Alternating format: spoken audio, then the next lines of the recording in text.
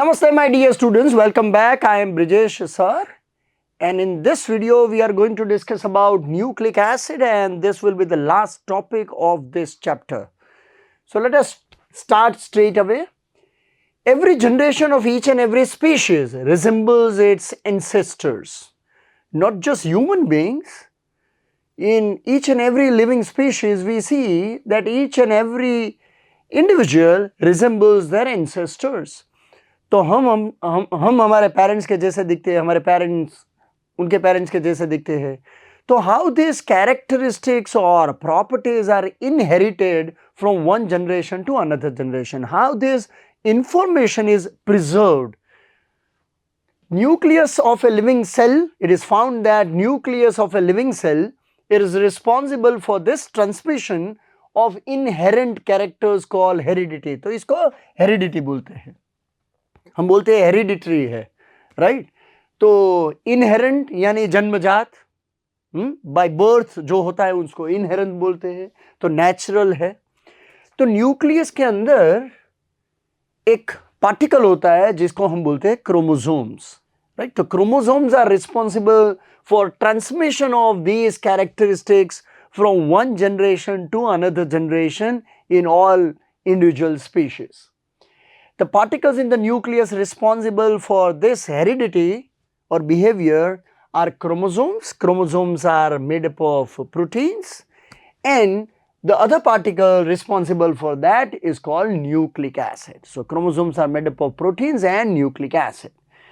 तो nucleic acids दो तरह के होते हैं, एक को बोलते हैं डीएनए, दूसरे को बोलते हैं आरएनए. डीएनए का फुल फॉर्म है deoxy ribo nucleic acid, deoxy ribo nucleic acid, और आरएनए का फुल फॉर्म है राइबो न्यूक्लिक एसिड, तो ribonucleic acid. Nucleic acid क्या है? They are long chain polymers of nucleotides. तो इसी वीडियो में हम देखेंगे कि न्यूक्लियोटाइड्स क्या होते हैं, राइट. जैसे प्रोटीन्स आर पॉलीपेप्टाइड्स, तो जब दो एमिनो एसिड कंबाइन होते हैं तो एक पेप्टाइड मिलता है, पेप्टाइड लिंकेज मिलता है, उसको डाइपेप्टाइड बोलते हैं. तो proteins are polypeptide. Similarly DNA और आरएनए है वो पॉलीन्यूक्लियोटाइड्स है. So they are made up of nucleotides, many nucleotides. तो हम देखेंगे आगे जाके कि न्यूक्लियोटाइड्स क्या है. Now what is chemical composition? On complete hydrolysis of DNA और आरएनए ब्रेक डाउन करते हैं. जैसे प्रोटीन्स को ब्रेक डाउन किया तो हमको एमिनो एसिड्स मिले, जैसे माल्टोज को ब्रेक डाउन किया तो ग्लूकोज मिला, सुक्रोज को ब्रेक डाउन किया तो ग्लूकोज और फ्रक्टोज मिला, स्टार्च को ब्रेक डाउन करते हैं तो अल्टीमेटली ग्लूकोज मिलता है. तो सिमिलरली डीएनए या तो आरएनए को अगर ब्रेक डाउन करते हैं तो तीन चीजें मिलती है. एक तो पेंटोज शुगर. तो इसी चैप्टर में आपने जाना है कि अगर 5 कार्बन है शुगर में तो उसको पेंटोजेस बोलते हैं, पेंटोज शुगर, राइट. 4 है तो टेट्रोज, 3 है तो ट्रायोज, और 6 है तो हेक्सोज शुगर. तो एक 5 कार्बन वाला शुगर मिलेगा, एक फॉस्फोरिक एसिड मिलेगा, और एक heterocyclic nitrogenous compound called bases. तो आगे जाके देखेंगे बेस क्या है. तो सबसे पहला लेते हैं पेंटोज शुगर यानी 5 कार्बन, राइट. तो डीएनए में से जो शुगर मिलता है उसको डीऑक्सी राइबोज, इसीलिए डीएनए का नाम है डीऑक्सी राइबो न्यूक्लिक एसिड. तो डीएनए में से जो शुगर मिलता है पेंटोज शुगर 5 कार्बन वाला वो है डीऑक्सी राइबोज, और आरएनए में से जो मिलता है उसको बोलते हैं राइबोज शुगर, राइट. तो फर्स्ट कार्बन CHO 1 2 3 4 और ये 5.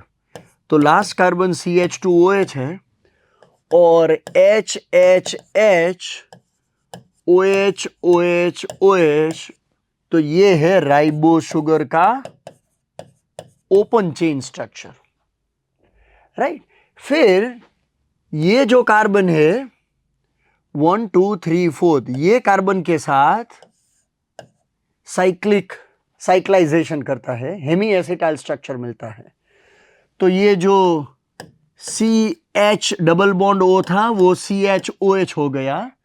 तो ये हमारा एनोमेरिक कार्बन जो फर्स्ट कार्बन है वो ये है, ये फर्स्ट कार्बन है. तो इसको हम 1 2 3 4 5 ऐसे लिखते हैं. अगर H ऊपर और OH नीचे है तो उसको अल्फा बोलते हैं, अगर OH ऊपर और H नीचे है तो बीटा. तो हमको जो पेंटोज शुगर मिलता है वो बीटा कन्फिगरेशन है, यानी ये आप देख लो OH is above the plane and H is below the plane, तो OH ऊपर H नीचे, इसीलिए बीटा है, राइट। और यहां जो बाकी लेफ्ट हैंड साइड है वो प्लेन के ऊपर आएंगे, HOH HOH और CH2OH always above the plane लिखते हैं CH2OH, तो ये स्ट्रक्चर है, right. I think it is very easy for you to remember, ऐसे पेंटो शुगर कीजिए, राइट। OH ऊपर और H नीचे, इसलिए बीटा है, HOH HOH और CH2 और OH ऐसे होता है, राइट। अगर दूसरे नंबर के कार्बन पर से, ओके, ये पहला कार्बन था, ये दूसरा, अगर आप ऑक्सीजन निकाल दो और सिर्फ वहां H रह जाएगा, तो यानी आपने ऑक्सीजन निकाल दिया, तो डीऑक्सी, यानी आपने ऑक्सीजन निकाल दिया, राइबोज में से ऑक्सीजन निकाला, कौन सा ऑक्सीजन, ये वाला ऑक्सीजन, सो 2 डीऑक्सी राइबोज है, ये 2 डीऑक्सी राइबोज, ये भी बीटा है क्योंकि फर्स्ट नंबर के कार्बन पे OH ऊपर और H नीचे है, राइट। तो राइबोज अगर याद रह गया तो डीऑक्सी राइबोज, तो डीएनए को ब्रेक डाउन करने से डीऑक्सी राइबोज मिलता है, आरएनए में से आपको राइबोज शुगर मिलता है। अब बेस देखते हैं। Nitrogen containing compounds are base in organic chemistry, okay. Lewis base, nitrogen पे इलेक्ट्रॉन पेयर होता है, so it can accept a proton. So nitrogen containing heterocyclic compound, ring में अगर कार्बन के सिवा कोई एटम होता है तो उसको हेटेरो एटम बोलते हैं, वो नाइट्रोजन भी हो सकता है, सल्फर भी हो सकता है, ऑक्सीजन भी हो सकता है। तो these are nitrogen containing heterocyclic compounds, bases. DNA में 4 बेस होते हैं, एक का नाम है एडेनाइन, ओके,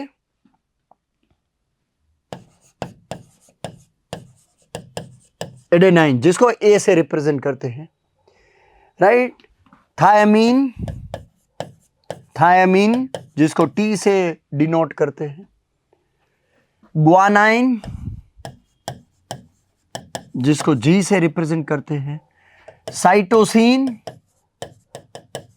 जिसको सी से रिप्रेजेंट करते हैं, और यूरेसिल जिसको यू से रिप्रेजेंट करते हैं। तो ये 5 बेस है।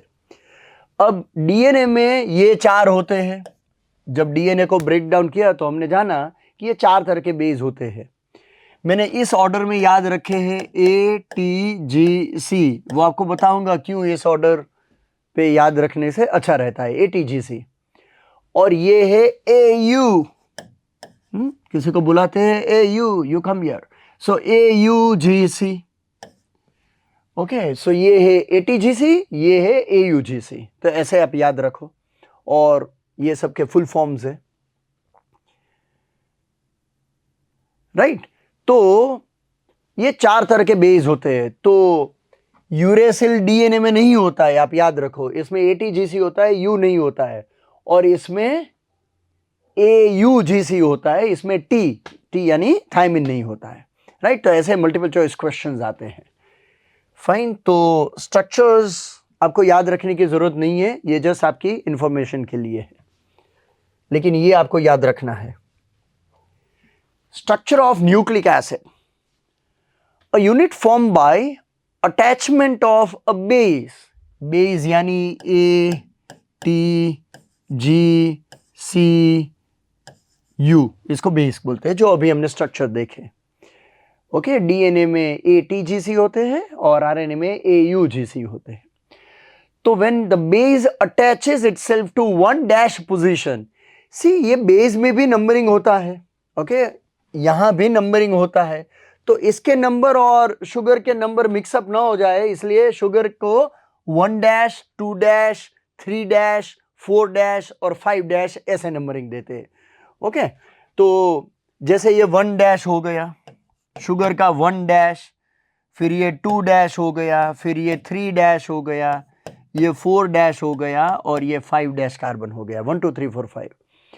तो unit form by attachment of a base to 1' position of sugar is called nucleoside. अभी न्यूक्लियोटाइड नहीं है, न्यूक्लियोसाइड।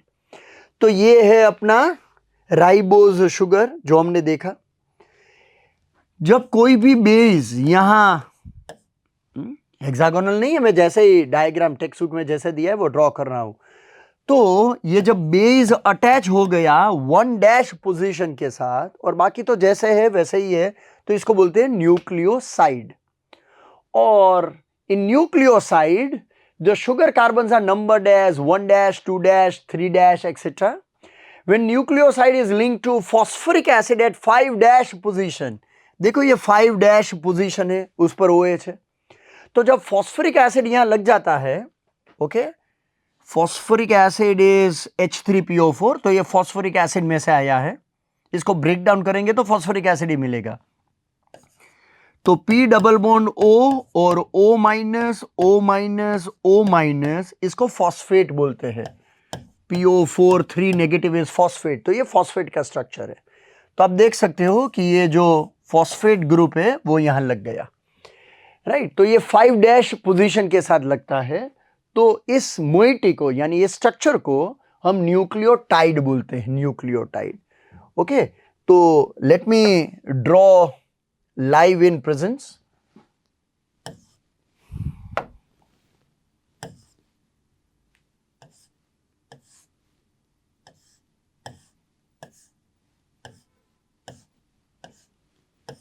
ये है अपना राइबोज शुगर।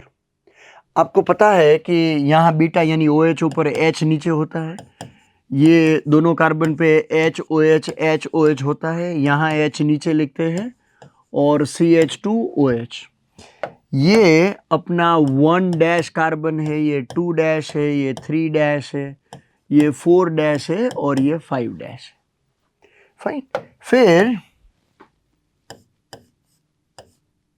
ये हेक्सागोन नहीं है, जैसे ऐसे ही डायग्राम है कि ये बेस रिप्रेजेंट करता है, बेस या तो A, T, G, C और U में से कोई भी एक यहां लग जाएगा। अगर DNA है तो ATGC है, अगर RNA है तो AUGC में से कोई भी एक बेस होगा, और बेस के एक पर्टिकुलर कार्बन के साथ बॉन्डेड है वो हमें नहीं जानना है, राइट। तो शुगर के 1' कार्बन के साथ जब बेस लग जाता है तो ये अभी मैंने जो ड्रॉ किया है उसको बोलते हैं न्यूक्लियोसाइड, इसको बोलते हैं न्यूक्लियोसाइड। लेकिन अगर यहां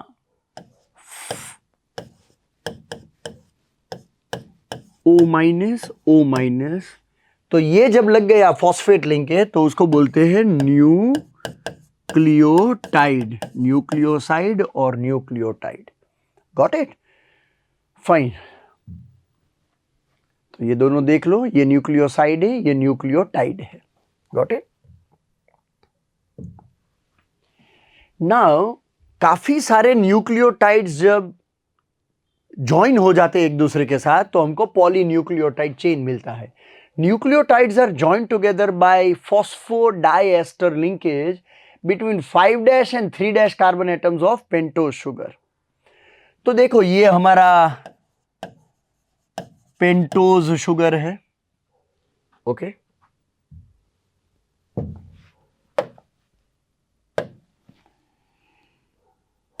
ये SUGAR शुगर और ये 5 मेंबर यानी पेंटोज शुगर है। शुगर के साथ बेस लग गया न्यूक्लियोसाइड, ये फॉस्फेट लिंकेज आ गया न्यूक्लियोटाइड, ये एक न्यूक्लियोटाइड है, ये दूसरा न्यूक्लियोटाइड है, ये 2 न्यूक्लियोटाइड है। ये 1 नंबर का कार्बन है, ये 2 नंबर का कार्बन, ये 3 नंबर, ये 4 नंबर और ये 5 नंबर, ऐसे 1 2 3 4 और ये 5 नंबर। अब ये दोनों जब कंबाइन होते हैं, ओके, तो एक फॉस्फोडाइएस्टर लिंकेज मिलता है between 3' of one sugar with 5' of another sugar. तो देखो बच्चों, ये हमारा एक स्ट्रक्चर था, राइट।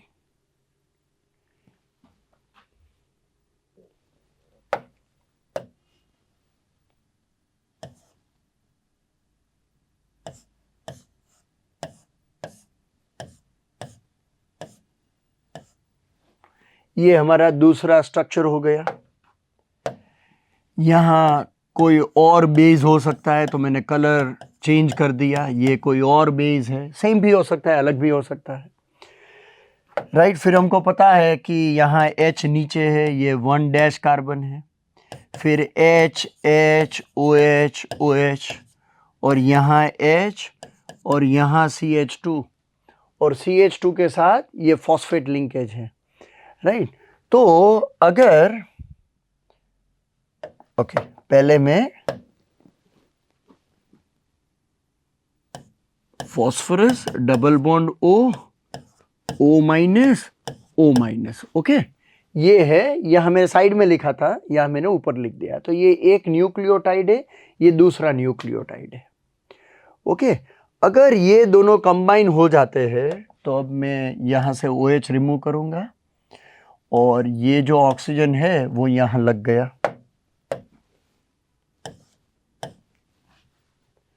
तो ये फॉस्फो डाइएस्टर लिंकेज है, फॉस्फो डाइएस्टर लिंकेज। आप एक गलती निकालो, यहां मैंने एक भूल कर दी, यहां बीच में ऑक्सीजन भूल गया, राइट। तो let us right this thing again.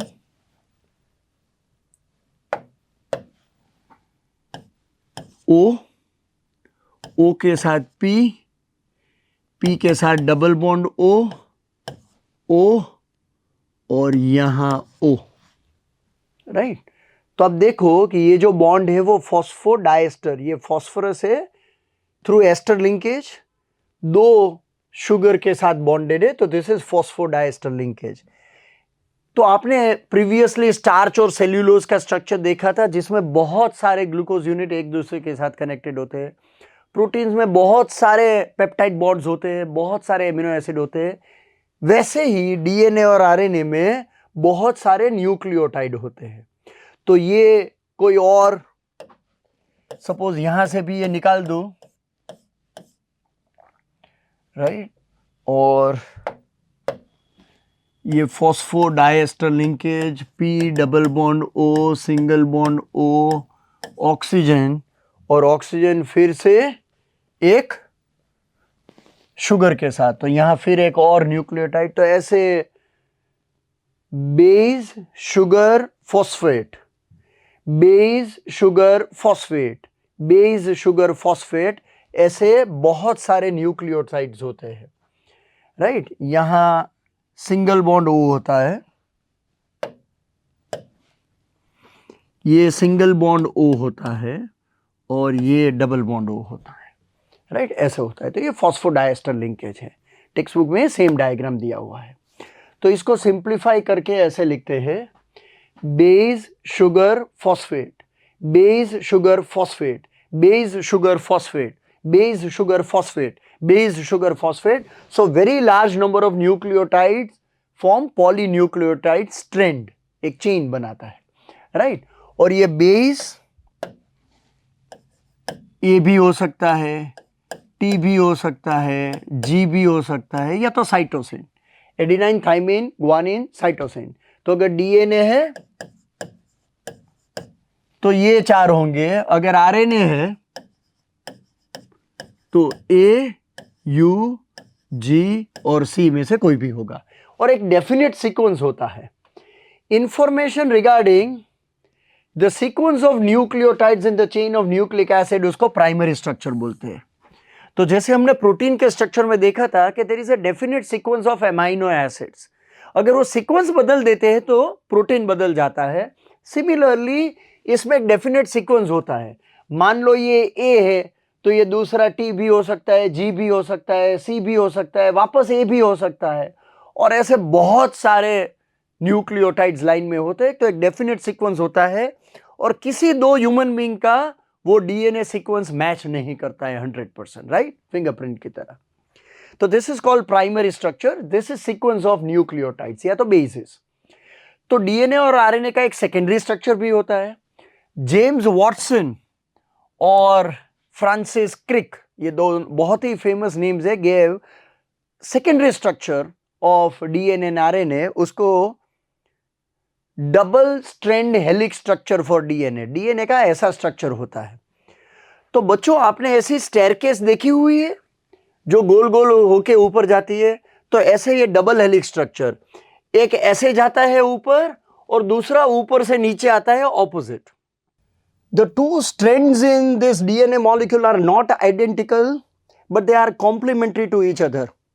According to Watson and Crick, the base pairing in these two strands occurs according to a definite principle.